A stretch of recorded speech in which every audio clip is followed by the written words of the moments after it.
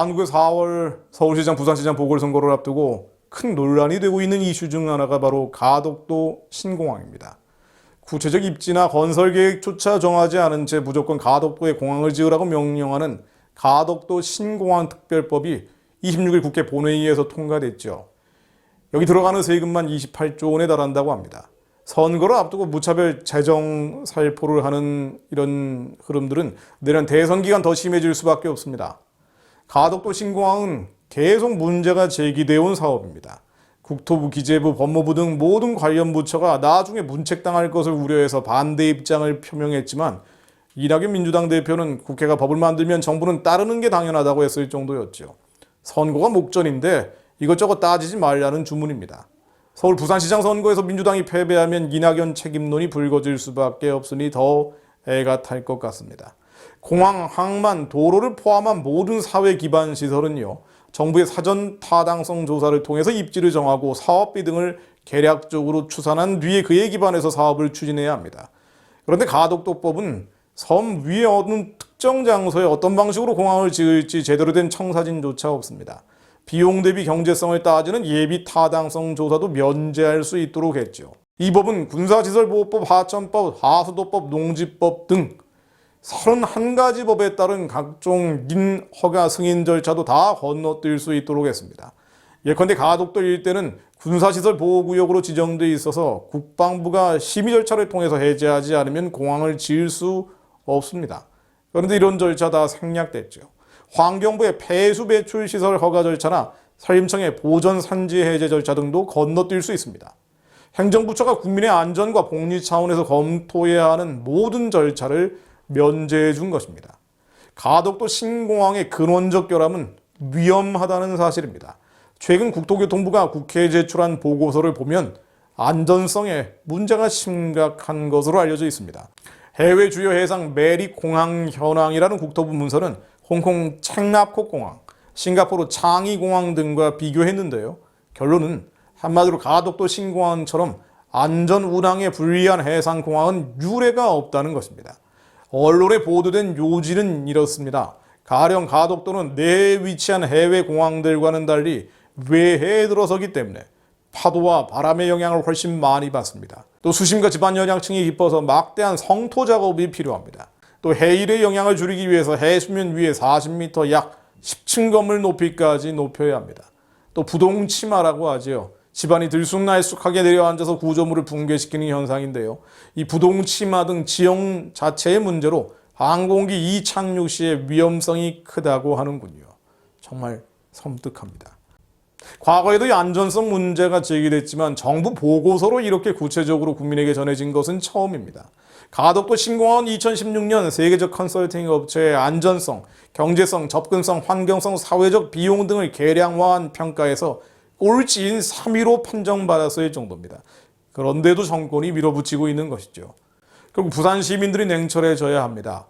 그런데요, 1일 발표된 부산 지역 매체인 국제신문 3차 조사에 따르면 민주당의 김영춘 전 해양수산부 장관과 국민의힘의 박형준 동아대 교수 간의 양자 대결을 가정한 경우에 박형준 교수가 김영춘 전 장관을 여유 있게 앞서는 것으로 나왔습니다.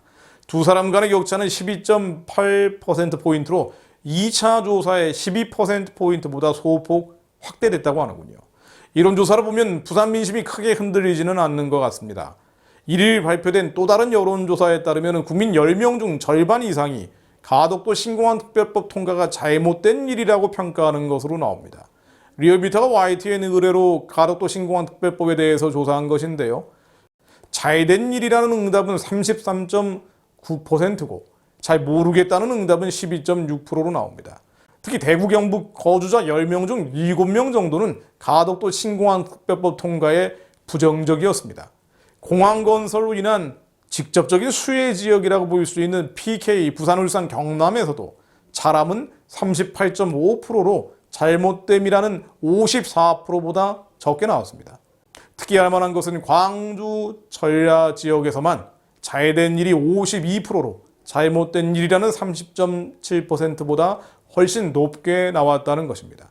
여당 지지 성향인 광주 전라 지역은 여당 주도 정책을 조건 없이 지지하는 것으로 볼 수 있는데요. 국민과 국가에 미치는 시시비비, 옳고 그름이나 좋고 나쁨을 떠나서 지지하는 것으로 볼 수 있습니다.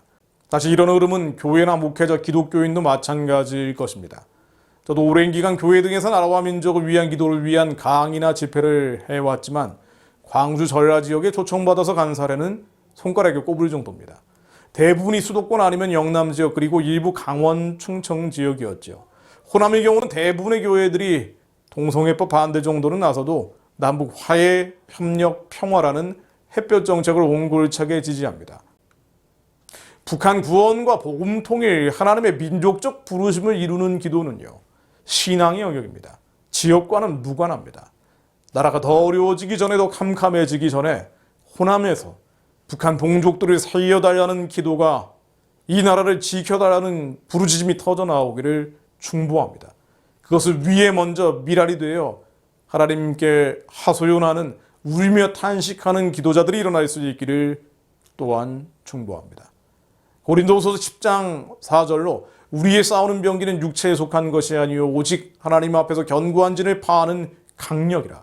모든 이론을 파하며 하나님 아는 것을 대적하여 높아진 것을 다 파하고 모든 생각을 사로잡아 그리스도에게 복종케 하니 너희의 복종이 온전히 될 때 모든 복종치 않는 것을 벌하려고 예비하는 중에 있노라.